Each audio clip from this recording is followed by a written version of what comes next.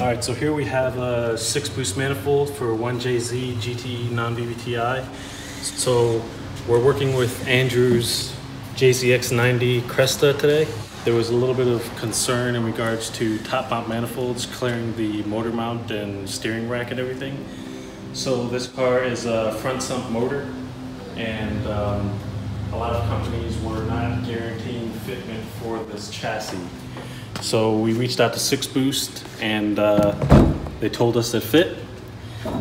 So I've got the factory twins removed and we're gonna see if it fits.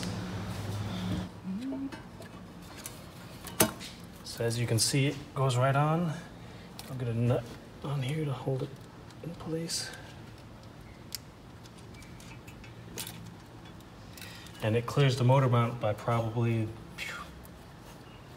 about a ½ inch, 3/8 of an inch. So there's good clearance underneath there. Nothing's in the way. And yeah, so 6-boost for the win.